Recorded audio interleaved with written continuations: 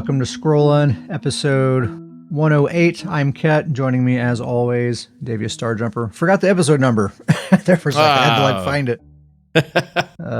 We're getting up there too high. We're just getting up there too high. 3 digits. It's a lot to keep track of. It's a lot. That's a big number. That's a big number for us. 108, man. Time keeps on slipping. It's going to be 110 here pretty soon, and then it'll be 200, and then we'll be dead. Before you know it. And then it's over. And then it's all over. It's all gone. The pen just, slips through your fingers. Sands through the hourglass. 200, huh? Yeah. Not much time left, you could say. Here we are, 100 episodes closer to death. Oh, gosh. I'm going to have to start counting the math here every 2 weeks. Hold on. No, it's been good. 108. We get 26 episodes a year, so it takes 4 or 5 years to. Yeah, I think we got a little bit more in us. We got a little more than just a couple of years. I mean. Well, no, I didn't literally mean like we die right then. I'm just saying. You said it. You can't take it back now. You just said we're dead.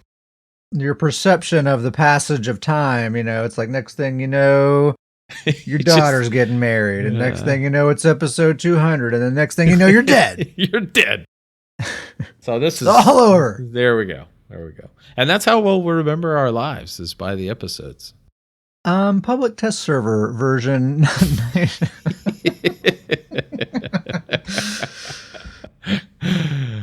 I don't think we can make that work. Transition was beautiful. We gotta. It just was so seamless. Just seamless. So yeah, public test server version 9.1.4 was last week. That was week 5. And the final week of PTS, nothing really happened. Everything that we talked about on the last episode is pretty much still the way it is. So we're just going to do a little bit of a feature roundup of all the things that we're getting with this update, just so we kind of know where we've settled and all this stuff. So we're just going to list these things off. We've already kind of talked about most of this stuff in depth. If we have any new thoughts since then, of course, we'll share them. But I think we're just going to kind of list these things off. So number 1, we have the quest improvements for new players. So you're not going to get bombarded with as many quests when you're a low level, and they'll start unlocking as you level up. Seems like a good thing. We're getting these new Cyrodiil monster sets. We got the Jural Mountains War Chief. That's the one that gives you and your target healing reduction. The Nimine Bay Battle Reeve gives you that damage shield when you get knocked back or pulled. And then Colovian Highlands General. It's the one that gives you and your teammates ultimate, 15 ultimate whenever you kill somebody.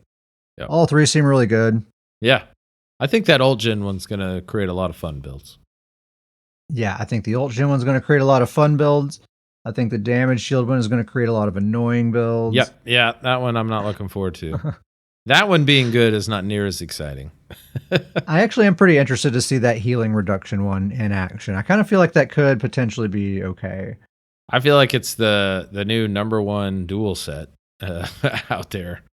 Yeah, I think so. I think if someone's using it against you and you're not using it back against them, then you just lose. Yeah, it's just game over.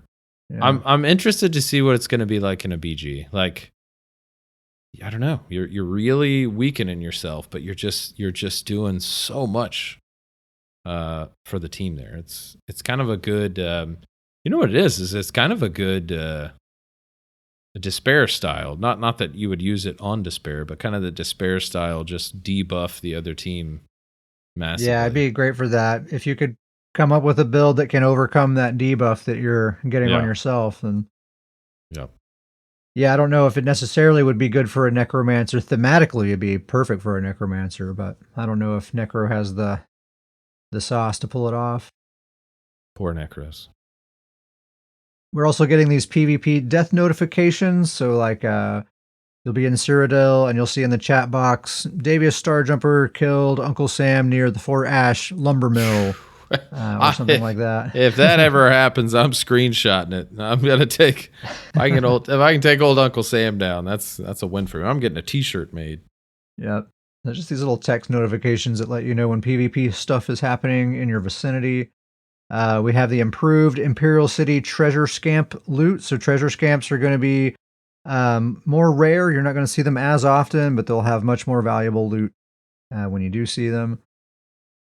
They're adding a bunch of new achievements to the base game, so when you log in after this update, you should be getting just a bunch of new achievements popping up on the screen. That'll be cool. Okay. And there are some combat and ability changes. We'll get into those now. So for Dragon Knight, the combustion passive was nerfed to 33%. So burning and the poison status, they deal 33% additional damage instead of 50%. And then the green dragon blood ability, the other morph of coagulating, it now has a heal over time that scales with your max health. Most people will probably still use coagulate, but yeah, coagulating blood's just too strong for that to be the new way to go. Yeah, it's just too strong to pass up. For Necromancer, the Colossus ultimate, that's the big Hulk smash ultimate. They buffed it, so they shaved 50 points off the cost, so it costs 50 ultimate less. And they increased the damage by 11%. And then the Pestilent morph is now guaranteed to apply the disease status, and the Glacial morph extends major vulnerability to 17 seconds instead of 12 seconds. So for Nightblade, Grim Focus is permanently active all the time. You no longer need to activate it. You just fire the bow when it's ready. That's it. Cloak gives you your major crit buff on both bars. Even though you only have it slotted on one bar, you'll have your major crit buff on both bars. The Healing Morph does not give you the crit buff, but it does give you that minor protection on both bars while slotted as well. Kingnar, what's up, dude? Bandog 2024, done. It's done. I'm going to write that down as a possible episode title. Bandog 2024. And then the Veiled Strike ability, the melee spammable surprise attack, the Stamina Morph, is now guaranteed to crit every 3 seconds instead of every 4 seconds. And then Concealed Weapon gives you Major Berserk instead of a unique 10% damage buff. So it's mostly quality of life stuff for Nightblades. I don't think they're necessarily becoming more powerful, but it's just going to be a lot easier to play a Nightblade, a lot more enjoyable. Yeah. The Sorcerer's Bound Armaments ability is getting the same treatment as Grim Focus. It's just permanently active at all times, so you no longer need to activate it. You just fire those daggers whenever you're ready, and that's it. And the passives that it grants are also active on both bars at all times as well. That's becoming a real popular theme, this update. Yeah, and hopefully they're going to be rolling that out to, all classes. It'd be nice if we can all enjoy these nice things. Maybe it's Yeah. just that's all they had time to do with this patch. But I don't know, since this is only a balance patch, there's no content or anything like that. I kind of feel like they maybe could have hooked up the Necro a little bit more. But anyway.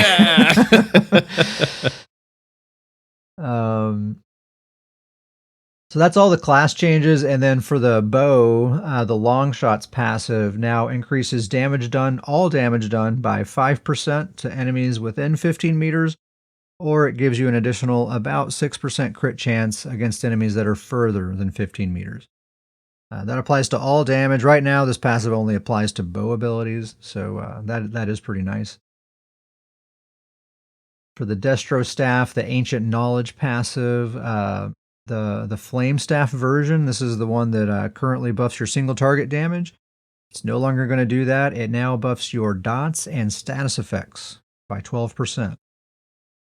And then the Lightning Staff buffs direct damage and channeled attacks by 12%. So no more AoE from the Lightning Staff, no more single target from the Flame Staff. That's old news. So some builds are going to have to change. Some stuff's going to have to. That's going to be probably the most impactful change of this patch, I would say. Yeah, the Destro Staff whirlwind, the roller coaster we've been on. Yeah, Flame Staff for a DK, I think, is going to be really good, though. I'm excited about that though, because thematically that makes sense to me. Like that works. That checks out. Yeah, they're all about dots. They're all about applying that burning and poison status as much as possible. So it just kind of fits perfectly with them. Lightning Staff still seems to work with Templar. For the most part, although I was thinking about that because I've actually been kind of toying with the idea of maybe trying to work a Lightning Staff on old Betsy's front bar, since she's all AoE. But with this change, it wouldn't. I can't do that because all those AOE pulses, they're not direct damage. Yeah, only the jabs would get it. Right. So it's actually kind of a good thing. So it's like, well, that's not even an option. So they took it away. Don't have to think about it. Yeah, it's kind of a relief, honestly. The penetrating magic passive, it's now going to ignore 2974 spell resistance rather than 10% spell resistance. So it's that flat value. And then the Trifocus passive, with a Flame Staff, a heavy attack will now apply a dot to the target rather than increasing the damage of the heavy attack. Lightning Staff heavy attacks only do AoE damage on the final tick. Pretty big nerf to that. Although for boss fights and stuff, that makes almost no difference at all. So if you're using that as like your main PvE DPS build, I think your DPS is still going to be pretty good. You're just losing out on some AoE damage. But, mobs and stuff die so fast anyway. I think that's probably not a big deal. Yeah. But I'll always take a nerf to a heavy attack build. Yes. And then the Frost Staff heavy attack grants a slightly larger damage shield than it currently does. Still pretty small. And that's it for Destro Staff. Dual wield, the Twin Blade and Blunt passive, slightly nerfed for all weapons except axes. They're staying the same. The two-handed heavy weapons passive, it's basically the same exact passive. It was also slightly nerfed, except for axes. Axes stay the same. Also for two-handers, the pretty big deal, the follow-up passive now gives a unique 10% damage buff to all damage done when you do a fully charged heavy attack. Rather than currently, it just gives a 10% damage buff to your next direct damage attack only. Now it's like I think it's a 4-second window of 10% buff to all damage done. You weave that into a Wrecking Blow, get your major berserk. You probably have Camo Hunter slotted with minor berserk, so that's 25%. You have Malakath now, original Malakath, and you can crit. So a lot of damage potential there. I think two-hander is going to become a lot more powerful, or a lot more popular. I mean, we're going to see some two-handed Wrecking Blow builds. Yeah. Got a full chat. Grizzly Khan, Uncle Sam, want to buy my dog? Glad to have you guys here. Oh, King Nartube, sorry. And then the Maelstrom two-hander, when you use critical charge, it increases all direct damage by 9.3% of your weapon and spell damage with a cap of 560. I've kind of come around talking to some people, 'cause on the last episode I was thinking, that doesn't seem so hot. There are some possible builds that can make really, really good use of that. I don't think it's going to be something you can slap on any old build, but for the right build, it can be very, very good. So I think we'll see some of that on some Sorks and some Force Pulse spammers. You have to keep in mind, though, that it's attached to critical charge, so you have to put yourself in melee range to use it. So, like ranged Force Pulse spammers, it technically would be good for Force Pulse, but you got to put yourself in melee range to use it. So I love that idea. I hope the person that has a Force Pulse on me is going to get melee range. Yeah, they're going to have to at least put themselves there and then maybe go, put some distance or whatever. But I think you'll mostly just see it on maybe rapid strikes users, like stamina builds, probably. Yeah. Hey, welcome, Axolion. Thanks for joining us, man. And then Azure Blight Reaper is getting changed. I think getting buffed, as far as I can tell. So they nerfed the explosion by 10%, but now the damage is increased by 30% for each enemy hit, up to a maximum of 180%. And then the explosion now has a cooldown of 0.5 seconds rather than no cooldown at all right now. I don't think that 0.5 second cooldown is a very big deal, but this explosion scaling thing is interesting. I tested this on PTS. It was just on a target dummy. Perhaps my testing is flawed. Maybe someone can check me on this, but it seems like even if you're only hitting one single target, that counts to increase it by 30%. It's pretty wild. So if you're reading the tooltip, whatever the tooltip says, I think you need to just mentally add 30% to that, because even if you're only hitting one target, it's going to get the 30%. So I think that's potentially really good. I think even though, the explosion is being nerfed by 10%, but then actually buffed by 30, so it's gaining 20% damage. they're Is just that trying to right? they're trying to trick us with that math. Is what's happening there. Yeah. Um, so I'm curious to see that. I just did a little bit of testing on a build that's just kind of halfway put together on PTS just to see the set in action. I'll have to, won't have a final verdict on it until the patch goes live. But I have been playing with Azure Blight lately on the live server, mostly on my Necromancer, just trying to find a good way to use this set. It's actually really hard to use in PvP. In certain situations, it's extremely powerful. But in other situations, it's just completely useless. I've had entire 15-minute long matches where it didn't hit anyone the entire time. Yeah, not our kind of set. I know that like sometimes you can make those builds be really fun, but I feel like that we're both the types that we want something that's going to give us consistency. Yeah, but the problem is I did have actually a couple of matches where I do see the potential, and there was like a big dog pile and all the conditions were there and it was popping off and I was getting a lot of value out of it. And I could really see like, man, this is a great set in this situation. But yeah, I don't think it's going to be something that's going to be good in every situation. But maybe with this change it will be. I think the stacks are supposed to build up faster now because I think there's a hidden cooldown for generating the stacks currently and they're removing that now. I feel like I saw that somewhere. But I'm going to go ahead and say it on a podcast as though it's true. Sure. Yeah. You're hearing it live. But I think we can probably expect to see some people trying out Azure Blight. It looks like it's kind of getting buffed. I think some people are going to be testing it out. It would make sense that we start seeing it gain and grow in popularity again. Yeah, at least initially. What do you think, Davius? Is there anything in particular that you're looking forward to the most out of all these things? It's not really a ton of super exciting stuff.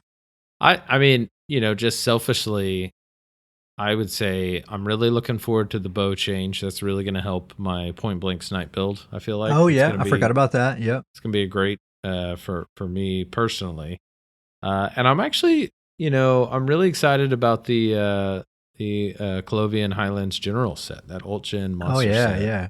I think that's going to be able to. I don't know. I think there's going to be some pretty cool ideas for that one. Yeah, I think so too.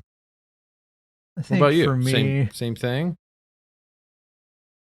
I think I'm looking forward to that flame staff on my DK. Misato, she's already using a flame staff, and it'll just be even better for her. That'll be nice. Nice. Sorks being able to use lightning staffs also will be just nice. It's been a while. Yeah. That bow passive will be nice. It's not a huge thing, but it's just a little bit more usable. Yeah.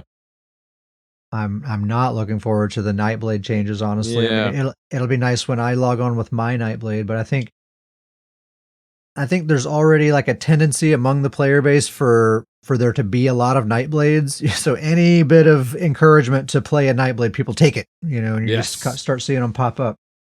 Even I have a Nightblade now, for goodness sakes. Yeah. Yep. Pretty mean one too, from the looks of things. It's working out okay. Mm-hmm. All right. Well, let's take a very short little break, and then we'll come back and talk about PvP and some builds. So, BRB.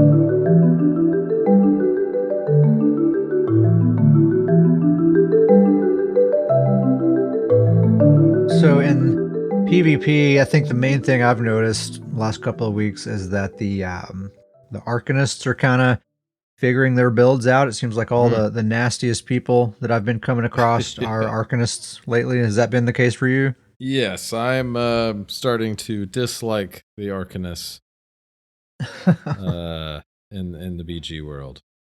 Yeah, I think that's safe to say. I think it seems like not very long ago I was saying like, yeah, Arcanists are really strong and powerful, but I don't feel very threatened by them very often. I can always just kind of walk away from them. I don't really feel that way now. I've come around on that. I'm kind of afraid of Arcanists now. Yes. Afraid or annoyed. I mean, I do see some that don't really have a lot of firepower, but at the very least, they are all impossible to kill. Yes, they're always tanky, for sure. Always tanky, no matter what. But a fair number of them have cracked the code for damage, man. I'm telling you, like even on old Betsy, my main, who is very survivable, like a build I feel extremely confident on. There's been a couple of Arcanists I just run away from. It's just like on Mhm. sight, I just recognize that name. I do not want to mess with them. I'm out of here. Yeah, Um, that's been my experience as well. And my least favorite situation with Arcanist right now. One, they just, it's so popular to have the dot styled build where they just load you up with all the dots. But I think my biggest struggle with them right now is their CC is almost, I don't know, it just seems yeah, that fear slash charm, depending on the morph, it like there's just no way out of it. yeah, the game like doesn't let you break out of it for No. like a full second. I swear. And I feel like, I'm curious if you've seen this same thing. I feel like that Arcanists, like the really good Arcanists, have really learned that. And so they'll throw that CC on you, and then they hit you with the beams, and you're just a sitting duck as all these beams, the beam ult and the huge beam, and then they just load you up with the dots, and that has melted me multiple times here lately Yeah. in PGs. The worst ones I come across are very much the dot status effect kind of, they're hitting you with elemental susceptibility or force pulse. I think the very like strongest one I come across that I'm like the most afraid of, I'm pretty sure they were using Dragarkin's Grip and Arms of Reliquin. I don't know what else, but those two sets together, and they were spamming force pulse, and it was terrifying. I hated it. Not great. It was not good. So yeah, maybe try those two sets. Any aspiring Arcanists out there seemed pretty darn good. And for an Arcanist, it doesn't matter what gear you're wearing, you're going to be extremely survivable. They are so tanky. They're gonna that damage shield is gonna have to get nerfed at some point. The one It's gotta. that consumes Crux and heals you at the same time. There's no way that's gonna stay that way forever. It's a carry. It's a straight carry. Too strong. That ability. But I would say that I think Arcanists have finally kind of reached that, it's kind of its glory days right now. It's the new class, a little bit better than the other classes, and I feel like the Arcanists have kind of finally hit that spot where they're in a great shape right now. Extremely good shape. And I think damage wise, I'm okay with them having the damage that they have. I like high damage environments. Something's got to get. They can't have that kind of damage and that kind of survivability, though. You know what I mean? Like we got to kind of take a look at that and see which side of that we want to shave down a little bit. Yeah, I would say three things for me that stand out for the Arcanists is that I think that maybe tone down. I'm not saying get rid of, but maybe tone down the dot passive that they have. Tone that down just a hair. Nerf the shield ability. That's got to get revisited. And then really take a look at that CC stun that they have. That thing's something ain't right about that thing. It's the same thing as the Warden's Arctic Blast, I think. It's the same. When that stuns you, it's like this animation has to finish before the game will let you break out of it. You can't break out. It's a similar kind of delay. Like your character does this like freezing motion thing, and then you can break out. We have a bunch of builds to talk about, 4 each, 8 builds that we have to talk about here. So get comfy. 4 of them are Dragon Knights. Nice. So I hope you're in the mood for Dragon Knight for dinner tonight. Got a lot of it. Nice. Or really 4. Wow. Yeah. Wow. It's a lot of DKs. Also, 8 builds. All but one of them are 1-bar Oakensoul builds. Beautiful. Love it. So I want to kind of talk about that for a second. So I'm doing this thing. So ever since hybridization has become the thing, basically half my characters do nothing at all. They just sit on my character select screen, and I never log in with them because I can have one Nightblade that has all the stamina elements and all the magicka elements that I like to have in a build, and it's all in one perfect build, and I don't need another Nightblade now. Yeah. And that's kind of true for all the classes. So what I'm doing now is instead of having a magicka build and a stamina build for each class like I used to have, I'm going to have a 2-bar build and a 1-bar build for each class. And that's kind of I how I'm like going it. about it. So to start off, I'll talk about my main Dragon Knight build, Misato Katsuragi. So she's kind of like a bread and butter standard mag DK. It's a 2-bar build, and it's the same build I've been using for a while. It's Burning Spell Weave on the front bar with a flame staff, Wretched Vitality on the back bar with a bow, Gaze of Sithis Mythic Helm, and 3 Potentates on the jewelry. It's 3 medium, 3 light, 1 heavy. It's all well fitted. Bloodthirsty jewelry, Atronach Mundus, Sugar Skulls, Tripods. The biggest tweak I've made to her recently is I turned her into a vampire just for that stage 3 undeath passive. That's the only reason. So I'm not actually using any vampire abilities or anything like that. And that's made a big difference. She is a Breton, so her sustain was already basically infinite. Using a charged flame staff, I'm applying the burning status constantly. That I think it's the combustion passive that gives me sustain when I do that. So I kind of had the sustain to spare. It really is not a big deal going stage 3 vamp. As long as I have Wretched and a sustained Mundus Stone, it still feels pretty comfortable. And that's coming from someone who likes to have an ample amount of sustain in their builds. For the offense, the combo is just I chain in with Chains of Devastation. I lock them down with Burning Talons. I spam the Flame Lash whip until they dodge out of the Talons, and then I fossilize them and I go right back to whipping them. And with Flame Lash, of course, when they're immobilized, you set them off balance and it becomes Power Lash. And you get that special Power Lash proc for the entire time that they're off balance. So it's costing less, it's doing more damage, it's healing you for quite a bit every single time. So that's your opportunity to really go hard. When they're off balance and you get that Power Lash proc, then you can kind of face roll incoming damage and that kind of stuff. If they're really close to dying and you just need a couple of more whips to take them out, just go for it. As long as you're in that window of time there. And it's really fun kind of interplaying the CC between Talons and Fossilize and just making sure you're draining their stamina constantly by just CCing the heck out of them all the time. And then I do have the Leap Ultimate. You could use... That's the way to do it. That's the one. That's the one.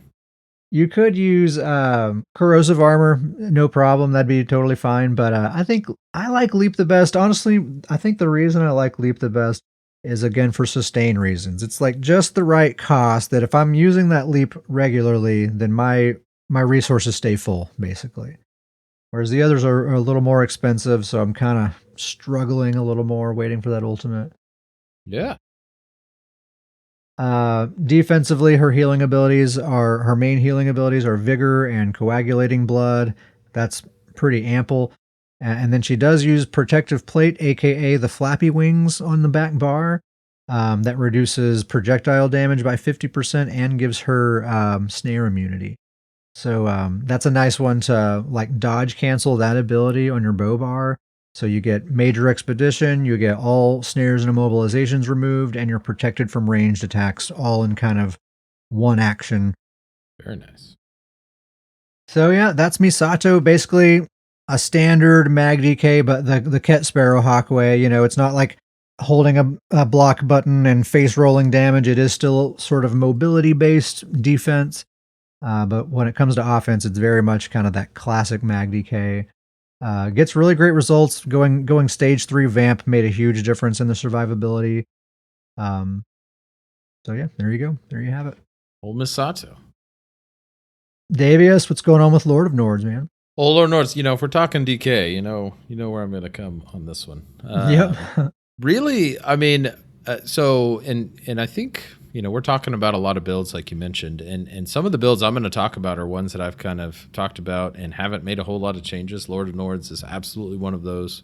With the recent changes I made on it, adding the Spectral Cloak, was kind of, the Black Rose Prison dual wield. That's kind of the most recent change I've made on it. Just kind of a reminder of the whole build is 5-piece Coral Riptide, 2-piece Bloodspawn, that Black Rose Prison dual wield, 1 Druid's Braid, 1 Trainee, and then Oaken Soul. But the build's still doing great. And I've actually been doing quite a bit of BGs here recently. And it's kind of interesting that this is still my favorite build to play. Still my go-to build. It is that Oaken Soul build. So the bar setup is just the Noxious Breath, and I use that as the spammable. And then I do Molten Whip, Deep Breath, Quick Cloak, Coag for the heal, and then the ult is Leap. It's the only ult, the only way to go. And then I do 6 well fitted with 1 reinforced, and then I do a heavy chest with that reinforced. 5 medium, 1 heavy, 1 light. 3 bloodthirsty on the jewelry, 2 of those damage, 1 recovery, and then the sugar skulls, and then the serpent mundus. And kind of like you were saying with kind of going through characters and with the hybridization that's kind of happened. Really, I would say since Oaken Soul's coming out, that's kind of been my go-to for most of my, for all my builds. Well, except for one.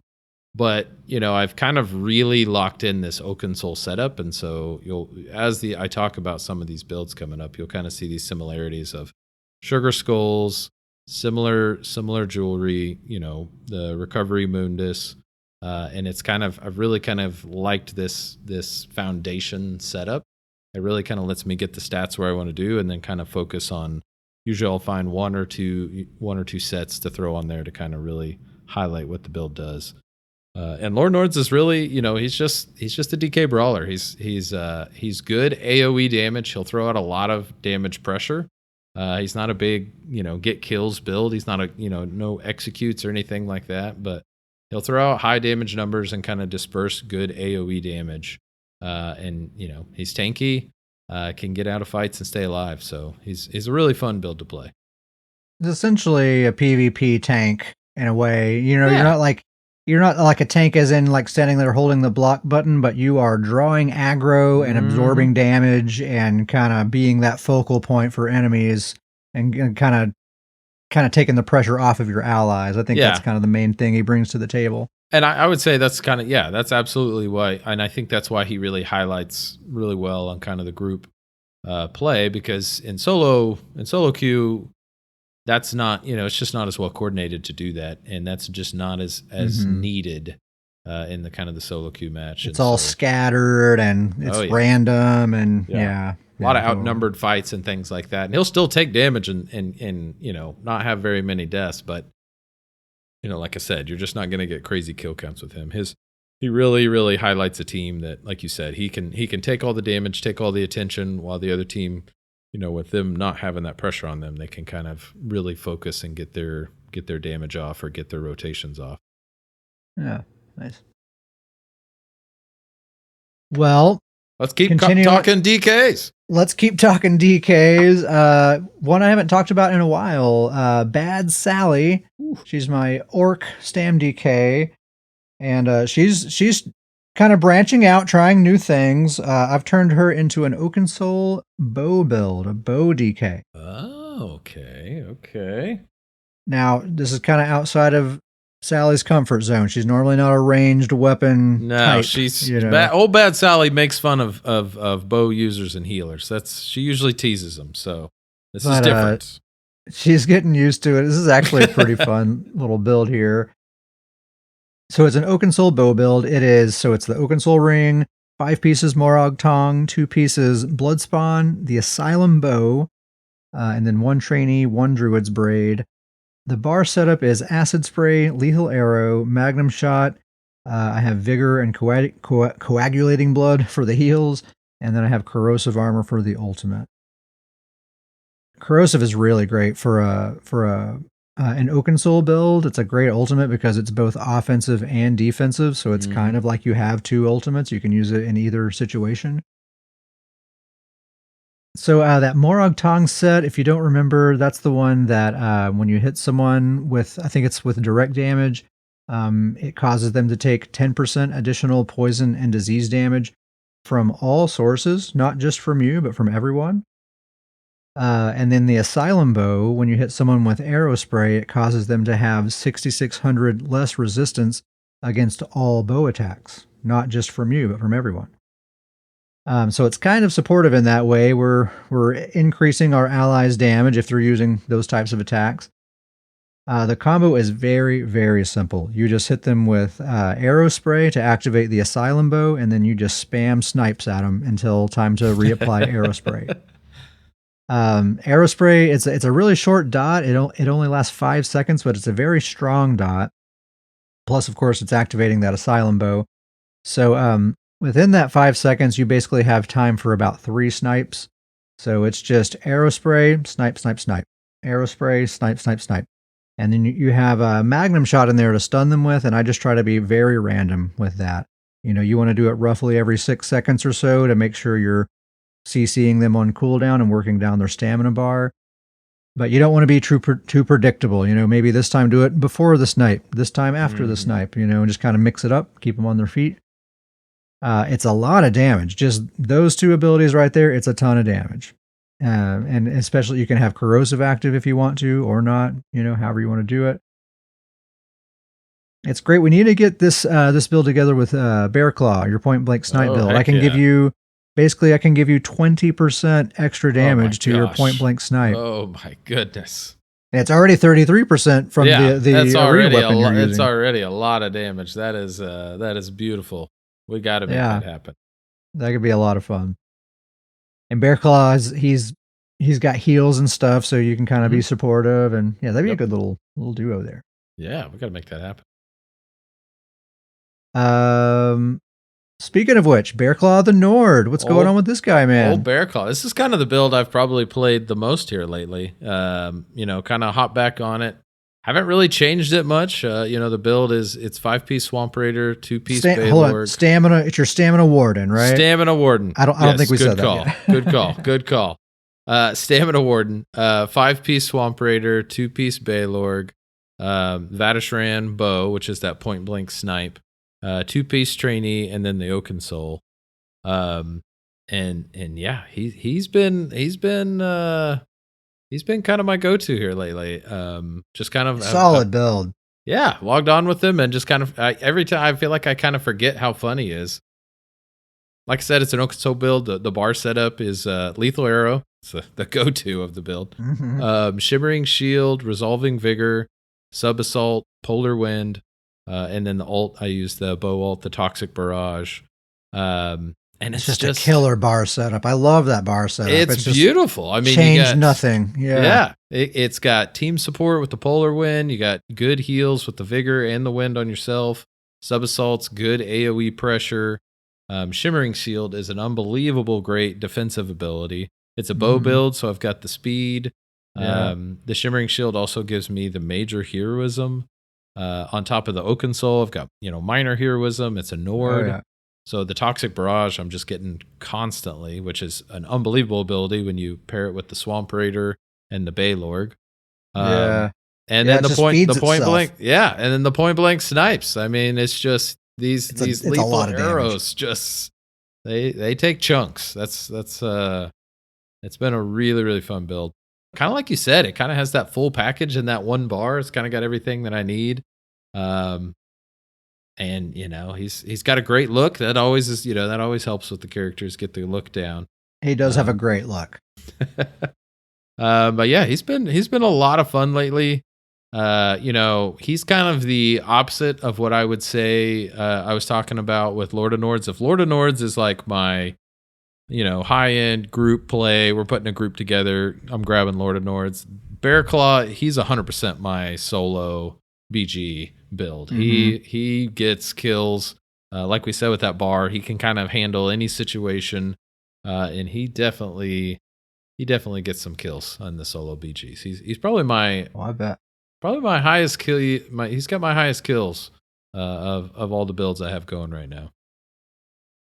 Yeah, and man, I need to see more point blank snipe. I seriously don't think I see any other point blank. Nobody else is using it. It's a hidden secret. Now, let me tell you, I see plenty of snipe builds out there, but they're all far away. None of them are trying to get close to me. I mean, and we said it time and time again, but it really is. And I can only explain, like, I wish more people would put this build together because it's so much fun. But when because the range on snipe is insane, so I'll throw a couple out there just to be doing damage. But when they see that ability, and you can just see players, they immediately sprint, beeline straight towards you, and it's just setting up exactly for what you want. They just hate snipe. Everyone just hates snipe, so it's I'm going to go kill that dude. And usually snipers are extremely squishy, so you think you're getting a free kill here, and you're this tanky freaking Nord Warden, and you just gave him 33% more damage by running to him. You can usually tell that it catches them off guard when they get close, and they'll throw a rotation or two into me, and then they're just like, "Wait a minute!" They're like, "This is all going terribly wrong." Why is the damage so much higher all of a sudden? It's glorious. That's great secret arena weapon out there, the Vateshran bow. It's fantastic. Mm-hmm. Yeah, Bear Claw. I think that's my favorite build of yours. You have a lot of great builds, but I think that's probably my favorite one. And you know what? Realistically, he's getting buffed in this next upcoming patch. That the new bow changes, I think, are going to benefit him. Oh, yeah. I mean, 5% more damage, just straight to you right there. Yeah. I'll take it. All right, I'm going to take us back to Dragon Knights now. We've been talking about DK. We've been talking about not Dragon Knight for too long. So if you don't know, I have 3 Dragon Knights, actually. It's the only class I have 3 characters of. This one's name is Flossie, just a totally random name, means nothing. And she's a Nord. There it is. This is one that... This is the Nord DK. Yeah, I made this character a long time ago for an Ultigen build. And that was ages ago, and she's just been chilling on the character select screen ever since. It's been a long time coming, but I've been toying around with this idea of making this this shifting standard build where I just keep the shifting standard active as long as possible. Turns out you can keep that shifting standard active just about permanently. It's pretty amazing. That is amazing. So this is an Ultigen build. It's Oaken Soul. It's 5 pieces Eye of the Grasp, 2 pieces Bloodspawn, 3 Potentates, 1 Trainee, and 1 Druid's Braid. This Eye of the Grasp set, this was not on my radar at all until I just stumbled upon it a couple of days ago. It's an Overland set. It comes from the Deadlands. It's very cheap. Nobody is buying this set. So, I mean, I bought this like a complete set of like the exact traits I want and everything for nothing. But it gives you a line of Max Magicka, a line of weapon and spell damage, a line of crit. And then when you deal critical damage, generate 7 ultimate with a 5-second cooldown. So that averages to 1.4 ultimate per second, which is like, I think that's more than twice as much as what Minor Heroism gives you. Which I also have Minor Heroism from Oaken Soul, right? It's quite a lot of ultimate, actually. It's very easy to proc that pretty much on cooldown. And I like that the 2 through 4 piece bonuses are all kind of, useful offensive. It's Magicka, weapon and spell damage, and crit chance. So it's all kind of good stats to have in a PvP build. So yeah, great little set for an Ultigen build. Check that out, Eye of the Grasp. Yeah, that's really cool. You've been talking about that set here lately, and that's a really great one to highlight. Like I like you said, and I think there's even other people in the guild that have even kind of started looking at this set. But great little find. Yeah, light armor. Love the underdog sets. Those are great. It's a ton of ultimate regeneration. I mean, that's really, when you compare it to other sources of ultimate regen, that's a lot. But it's honestly, it's a lot like your Lord of Nords build is how I think of it. It's like this offensive pressure support build. Support not as in healing, but support as in helping the team provide a ton of offensive pressure. And it is a lot of damage, but it's not very focused damage. I'm just kind of spamming damage onto the battlefield. It's actually really, really fun. So let me just tell you the bar setup. It's Burning Talons, Cinderstorm, which is that AoE heal, Shattering Rocks, Vigor, Coagulating Blood, and the Shifting Standard ultimate. This Shifting Standard ultimate is kind of insane, dude. So on this build, it is the cost is 191 ultimate, and it has a 29-second duration. So like crazy that duration, that's crazy. That duration to that cost is just completely out of whack. So with all this ultimate regeneration, with the Bloodspawn and being a Nord and Eye of the Grasp and Potentates, Minor Heroism from Oaken Soul, all of that combined, I have an easy 90% uptime on this shifting standard ultimate. I mean, this thing is going all the time. As long as I'm like in combat and Bloodspawn is getting procced and everything like that, I have maybe like 3 seconds of downtime before I can cast it again. Because you can generate ult while it's out there, right? Yeah, ultimate generates while it's active. Yes, it's awesome. And the shifting standard, that morph, you can move it for as long as it's active. You can cast it and cast it and cast it, and it will move to wherever you're standing, as many times as you like.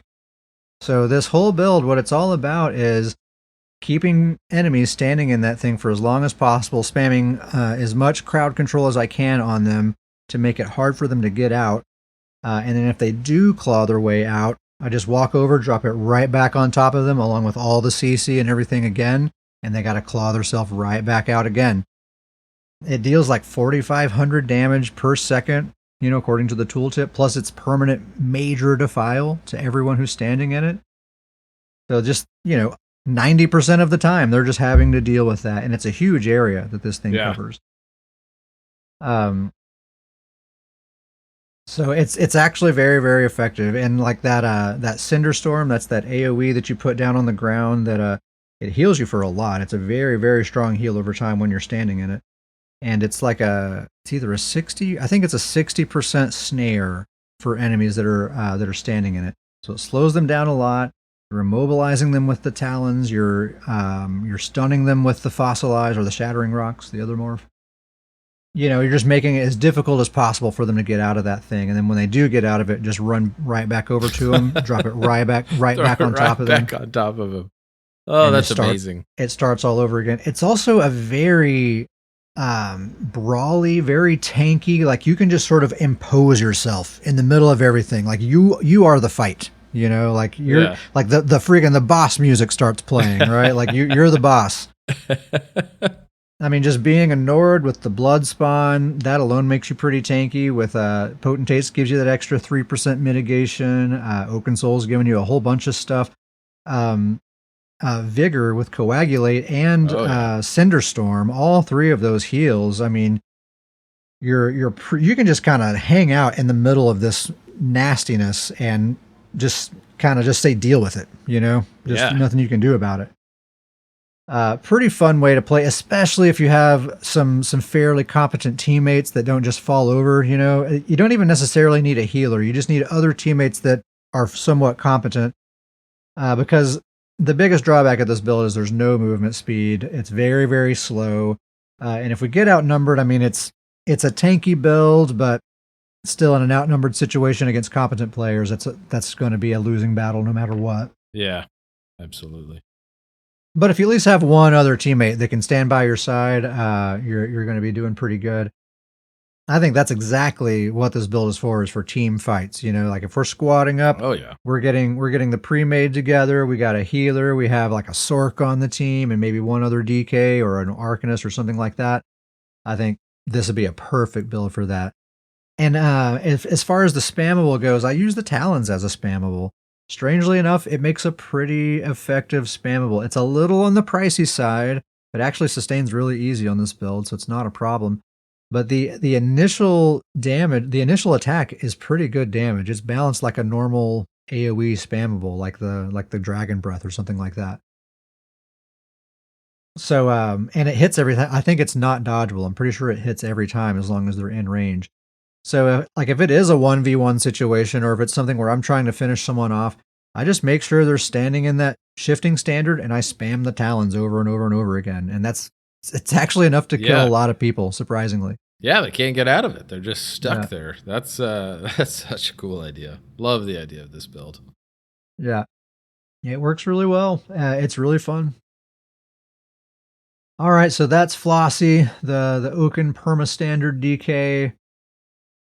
Davis, next up you have the Need for Mead, your Stamplar. I haven't heard about this tune in a while. What's going on with the Stamplar? Like I said, been doing a lot of BGs lately, and so hopped in on this build just to try it out. And once again, not a lot of changes, but this is old Betsy light. Not quite old Betsy, not to that level, but it's a very old Betsy light for sure. And so the build on this one is just 5-piece Deadly Strikes, 5-piece Dagon's Dominion, and I do 1-piece Magma, and then the Oaken Soul. And then the bar setup on this is just, I'll run through the abilities here, but really kind of similar to what you have with Betsy, but the idea of this build is just as much AoE damage happening all around me. And then if you throw all that out there, you just kind of, wait a couple seconds, find your target that's getting the lowest health, and then just kind of zoom in on that person. But the bar setup is Jabs, Solar Barrage, Resolving Vigor, Ritual of Retribution, so the Vigor, and then the Burst Heal. And then I do, the Honor of the Dead is the burst heal that I do, but the Ritual of Retribution is actually, the tooltip on that is the exact same amount of damage as Solar Barrage. So the tooltip's the exact same, except that Ritual of Retribution has every tick, it actually increases by 12% damage, and so it ramps up. And the nice thing about that is that, you can throw that ability quite a bit, and it's such a huge, massive circle that it hits a lot. Like, it's always hitting people because it's just such a massive circle that people they're not gonna avoid that large of a circle of damage. Like, they just can't. There's gonna be fights in it, and so I've actually been really happy with that change on this build with the Solar Barrage going off, that giant dot that's on the ground, and then with throwing jabs in there, and then for the ult I do the Crescent Sweep, and then once again the Crescent Sweep kind of has that same idea. You throw a Crescent Sweep out there, and it's doing a continued dot on them. And so it's just kind of all of that builds up to just a whole lot of damage happening kind of all around you. And it's all unavoidable damage. No one can dodge any of that. Yeah. And it's all considered AoE damage. So the Dagon's Dominion is buffing all of it. And so it's pretty good tooltips. The build is 7 well fitted. I do 6 medium, 1 light, and it's actually 3 swift jewelry, 2 damage glyphs, 1 recovery, and then the Sugar Skulls, and then the recovery Serpent Mundus. But that 3 swift jewelry allows the build to be very, very speedy. So it moves around a lot, and so I can kind of just continue move around and just being that constant damage pressure and just throwing down the Retribution Ritual, all the other AoEs kind of staying with my character. And so I kind of just go into fights, throw down a whole bunch of damage, throw jabs. If the fight doesn't look like it's going well, it's very much get out of the fight, come back, find a different spot that's kind of a better situation, or can always go back into the fight for a better advantage. And it's a really, really fun build. How it's kind of this kind of attack, get out of there, attack, get out of there, and then until eventually it'll catch someone. And then you just kind of keep doing that, just kind of that really strategic kind of just hit and run type build. It's been a really, really, really cool build. That Ritual of Retribution is no joke, dude. I tried it on Betsy actually just a few days ago just to try it. I ended up remorphing it because I like the heal from the other morph. But looking at some combat metrics, that thing, I had some ticks for like 1,800 damage.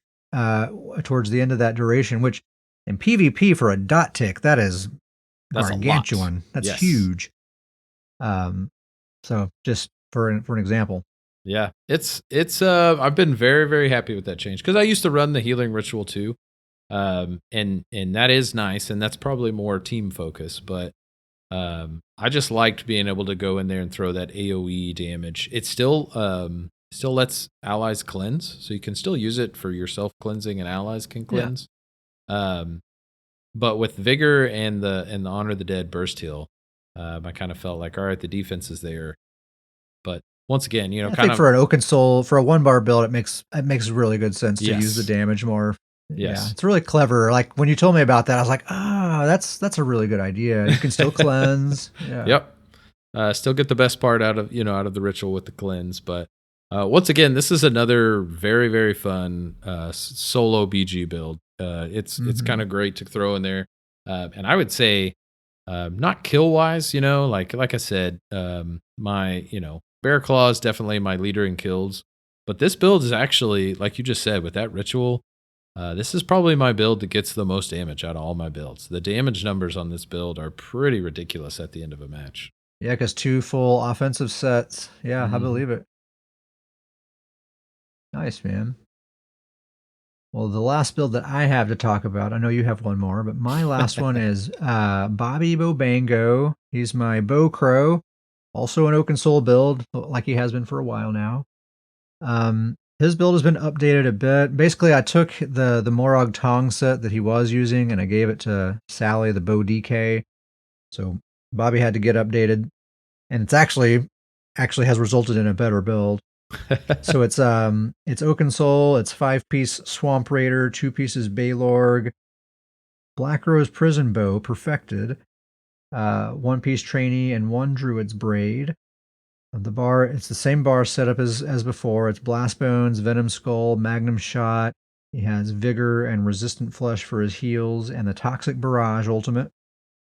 And the combo is very, very basic. You summon a Blast Bones, you stun them with Magnum Shot to proc that Black Rose Bow, and then you spam the Venom Skull until Blast Bones hits them, and then you just summon another Blast Bones and do it all again. I hit them with Magnum Shot every single time, even if they're on CC immunity, because that just makes sure that Black Rose dot is staying on them the whole time. So that just makes it nice and easy. Just Blast Bones, Magnum Shot, Venom Skull every time. If you want to use your ultimate, then just skip the Venom Skull. Just do Blast Bones, Magnum Shot, and then unload the Toxic Barrage ultimate on them while they're stunned from the Magnum Shot. And then Blast Bones will be hitting them. They'll be getting that first tick of that Black Rose dot, and you'll have this super strong ultimate on them. The Baylorg is ramping it up, giving you all this extra damage. If they don't die from the bow ultimate, remember that they have that lingering dot that stays on them for a while, and it's a very strong dot. And you still have that Baylorg buff. It lasts for 12 seconds. So if they're not dead, just keep pressuring them, and you almost certainly will be able to kill them with that lingering dot and that Baylorg buff and everything else. You have so much damage at your hands right there. So just keep going for it. This is another one of those builds. Like for 1 bar, it's such a neat, tidy package. You have everything. It's a very hard hitting combo. We do not lack for damage at all. We have between Vigor and Resistant Flesh, that's all the self healing we need. Plus, we can heal allies with Resistant Flesh as well.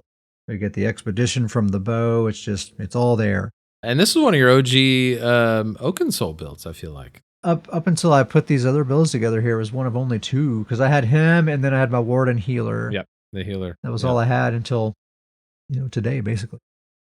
Bobby Bobango. Bobby Bobango, great build. Swamp Raider, Baylorg, Black Rose Bow, and Oaken Soul. This Great is another fun one to run with Bear Claw, because when we throw the double Toxic Barrage on somebody, oh man, it's dirty. Oh, it's nasty. Dirty. Yeah, that's a great duo because we have the double Toxic Barrages. We both have a lot of damage, and we can both cross heal. So it's actually a really good little pair. Yeah, can share the heals. Yep, absolutely. Yep. All right, your last build, Gift of the Rift, your Magblade. I got a Magblade now. I mean, it's all about Nightblades right now. So like I said, I think I said this in the last episode. It was time to make one. And boy, I just can't admit that is just a heck of a lot of fun. It's a fun class to play. It's a lot of fun. Very much my take on it. I don't do none of that invisibility. That ain't for me. Whole Gift of the Rift ain't about going invisible. He's very much a brawler blade. But it's been really good. What the build is it's 5-piece Ravager, 2-piece Celestrix, 3-piece Agility, 1 Trainee, and then the Oaken Soul. For the bar setup, I do Concealed Weapon, Refreshing Path, Caltrops, Merciless Resolve, Shrewd Offering, and then for the ult, I do Endcap. And then 7 Well Fitted, 5 Heavy, 2 Medium. I do two Bloodthirsty, 1 Infused, damage on the 2 Bloodthirsty, and then a recovery for the Infused. And then again, Sugar Skulls, and then the Atronach Mundus for the Recovery Mundus. But it's a fun little build. The Ravager, the Caltrops ramps up the Ravager, so just kind of throw Caltrops right in the fight that I'm getting into. That'll start ticking up those Ravager stacks. And then the Refreshing Path just makes, this is a speedy build. And it's super speedy. pretty good hot, so I can kind of throw that refreshing path out there quite a bit, keep myself speedy, get out of situations when I need to. Um, the in cap, merciless resolve, concealed weapon. That's just all the damage you need. The caltrops is kind of a nice little bonus on top of it all, but and then the 2-piece Celestrix, that originally wasn't in the plan. I kind of threw on there because that's what I had, but I'm actually loving it. He's up there in the fight, and that Celestrix will go off, and I'll be up there fighting 2-3 people, and it almost always lands because it's so hard. It's such a hard animation to notice. And so it'll stun. I've seen that thing all the time, stun 2-3 people at a time. And so Caltrops is slowing them down, so they're like staying in it longer. It's good damage, really good heals. The Shrewd Offering is just ridiculous. And like I said, that refreshing path hot is actually pretty strong. And so it's good heals, really good brawling, and the damage is there. That combo of the concealed weapon and the merciless resolve and the in cap is really all you need damage wise. Yeah, I do like that you can kind of slip into healer mode if you want to. Just you have a teammate in trouble, put that path on them, spam some Shrewd Offerings, you're a healer now. Absolutely. And then kind of and it wasn't really planned, but the side effect of this build is the CC on it is great. Like you said, the Caltrops, the Celestrix going off. If I get enough of the in cap, it's Oaken Soul and the Nord, so the ults gen is pretty good. The in cap can be a stun. So it works. It works really well. I've had a lot of fun with this build. Yeah, surprisingly a lot going on in there. Like it's like a very simple build on the surface, but you kind of look at what's going on. There's a lot of moving parts happening. Yeah. And I would say that's one of the biggest things I've learned about the Nightblade class is that every ability's got like multiple functions. There's not just like, oh, here's this and then the function with it. No, they've got a lot of stuff going on just in the background while you're using those abilities. And so it's also nice because even on a 2-bar build, their combo is basically just 2, maybe 3 abilities. So you're not really having to give up anything. Really. No, I mean, the build setup is fantastic. It's kind of everything I need. And then, I think the refreshing path was probably the last ability I threw on there, but it was kind of that, that cherry on top with that extra hot and just getting the speed of trying, just being able to get out of situations that, it's once I throw a couple of those down, he's getting out of the situation. Yeah. So nice. It's a nice little brawler blade. I'm going to have to make something kind of like that. That does sound like a lot of fun. Being so speedy and you can slow people down with the Caltrops. Yeah. You got the heals, you got the damage. I dig that.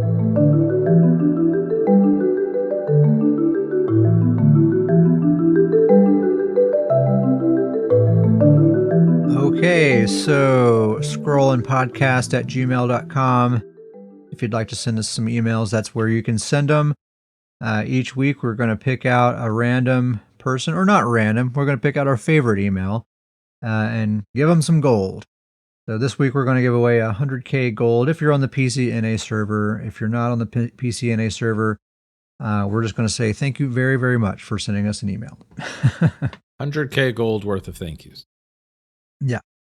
Davius will send you a voicemail saying thank you 100,000 times. 100,000 times.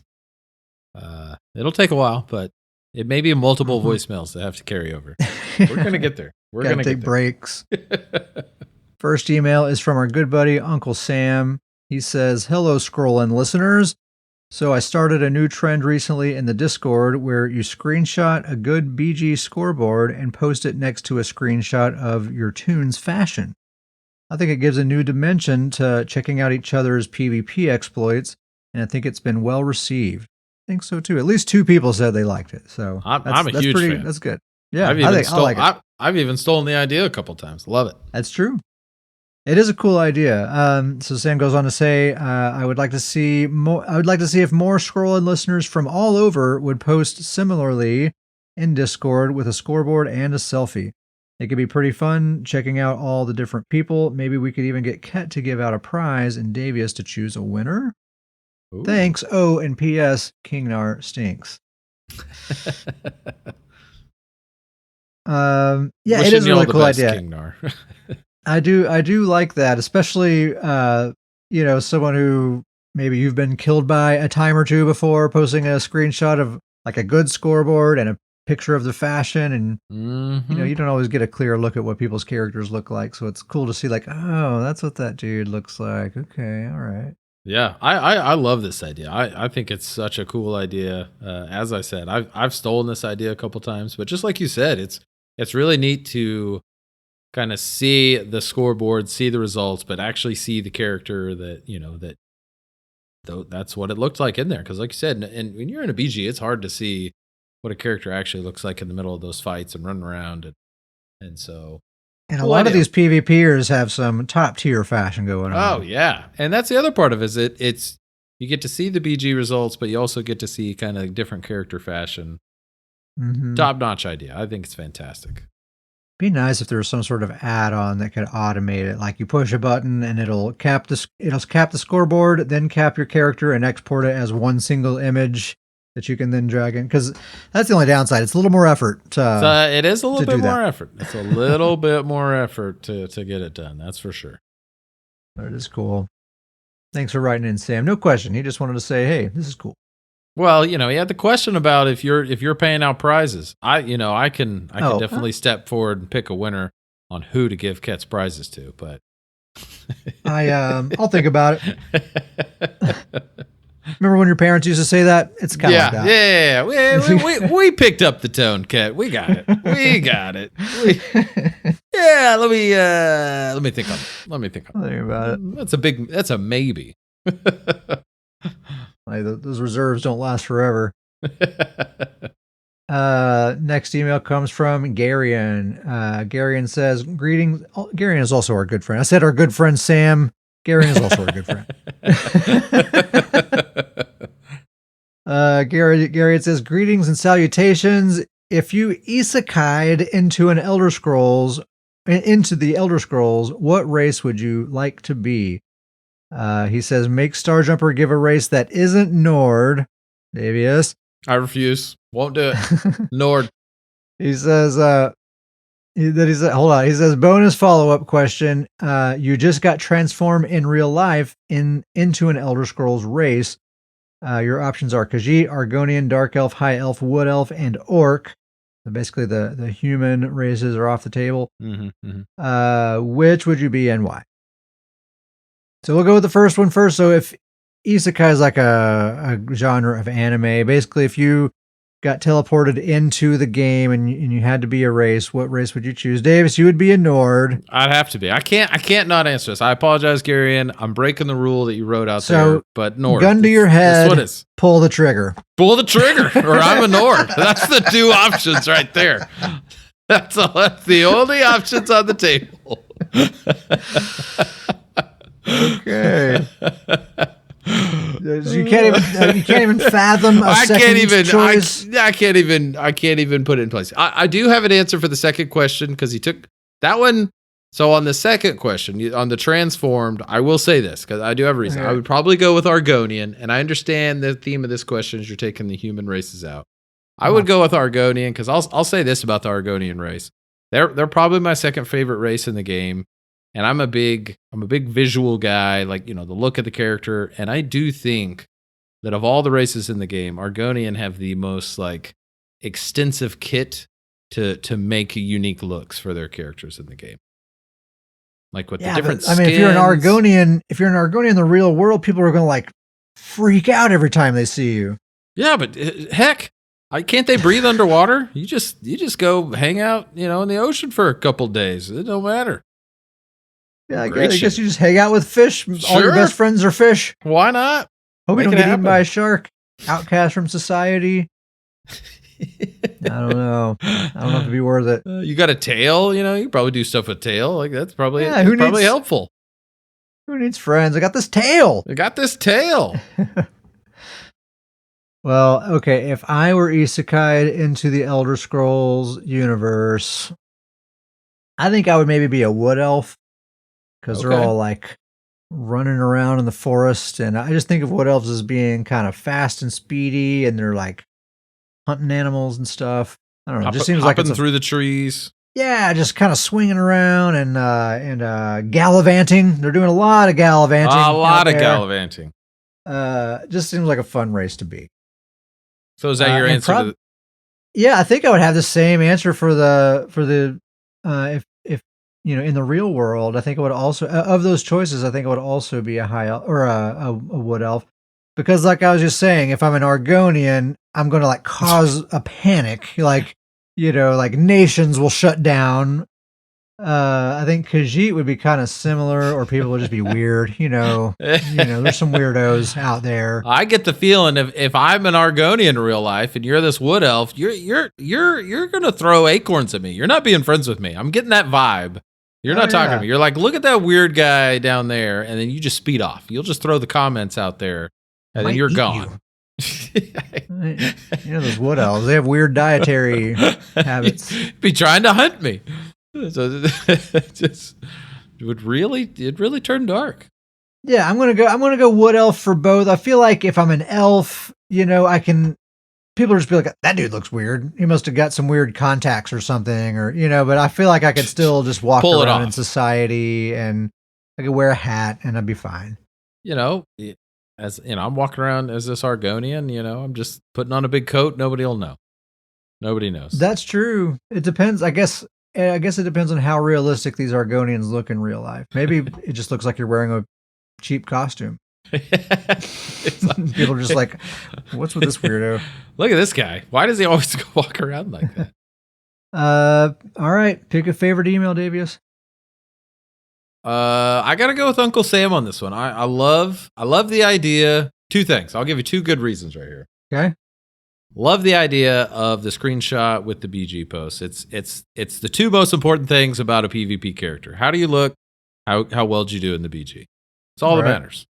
Two, Garion's email literally has the sentence "race that isn't Nord." That's not a winner for me. I can't pick that as a winner. I mean, come on. He didn't let me say Nord, so he didn't let me say Nord. Let that be a lesson to you, Gary. Never separate this man from his Nord. That's so funny. All right, Uncle Sam. Man, this is becoming pretty profitable for Sam writing in these emails. Yeah, we all know that Sam, he's got no in-game gold. He's broke. He needs it. Garion, don't get mad. Sam needs it more than you do, I'm sure. Sam needs He doesn't do his writs. I know Garion does his writs, and I know Sam does not. No. All right. We'll have that coming your way, Sam. We have a guild. The guild's name is Stoons Goons. It is it's the best PvP guild in the game, and it also just so happens to be the best named guild on the PCNA server. It's also the official guild of the Scrollin' Podcast. If you'd like to be a member, send us an email at scrollandpodcast@gmail.com, and I'll send you an invite. If you're not on the PCNA server, or if your guild roster is full, that's no big deal. The real guild headquarters is really the Discord. So if you'd like, you can come join up there. In-game membership is not required. Everyone on the Discord is a fully fledged goon. You can come along and hang out with us. Everything we do. So scrollandpodcast@gmail.com, and we'll invite you to the guild or the Discord or both. If you'd like to support the show, one easy thing you can do is go to the Apple Podcast app and give us a star rating and especially a review. That'll help us out. If you'd like to go a step further than that, you can go to patreon.com/scrollandpodcast and sign up to receive Stoons Boon for $3 a month. That gets you a number of benefits, including access to the Booncast, which is a shorter podcast episode that I do on the off weeks, still all about Elder Scrolls. So patreon.com/scrollandpodcast is where you can do that. If you can't do Patreon right now, then just come hang out on the Discord. That doesn't cost anything, and that actually helps us out quite a bit because it gives us stuff to talk about here on the show just by having conversations with people and all that kind of stuff. So scrollandpodcast@gmail.com for that invite. Shout out to the chat for the people that were here for like 5 minutes. Uncle Sam, want to buy my dog, King Nar. And shout out to, and Axolion, he stayed a little bit longer. And shout out to our true friend, Grizzly Khan, been here the whole time. Grizzly Khan, the champ, back on the old work schedule so he can join us for the recordings again. Mm-hmm. It's nice. He's getting them shout outs back up again. Back up to his regular numbers. Got some catching up to do. Glad we can keep you company at work, Grizz. Shout out to Uncle Sam, Slavka, Axolion, Wanna Buy My Dog. Welcome back, King Nar and KDMS. Those guys took a break for a little while, which is always a good thing to do. But they're back now. It's just like old times. But yeah, all those guys, we've all just been playing together a lot. It's been a lot of fun. Great group of dudes. Shout out to the Elder Goons, the OGs. Thank you guys for being our friends for so long. It's great having you guys around. And shout out to our Stoons Boon recipients, our Patreon supporters, Pork Body, Toadster, Gummy Bear, Grizzly Con, Thomas, Taggart, and Mother of Dragons. Thank you guys very much. We really appreciate it. Yeah. Davius, anything else? I don't think so. Excited for these changes to come into play. I'm ready for it. Is excited the word? Maybe it is for you. I don't know if excited is the word, but I guess I'm ready. I'm ready for it. Bear Claw's hitting harder. There's a new Ult Gen set. That's all I need. It's weird that there's no like content, even though like this would have been a dungeon release, and I never cared. Before I never cared about dungeon releases, but I still feel like I'm getting cheated. But they took it away, and so now you're like, wait a minute. Right. Maybe I want a dungeon. I liked knowing it was out there. I liked knowing that I could do it if I wanted to.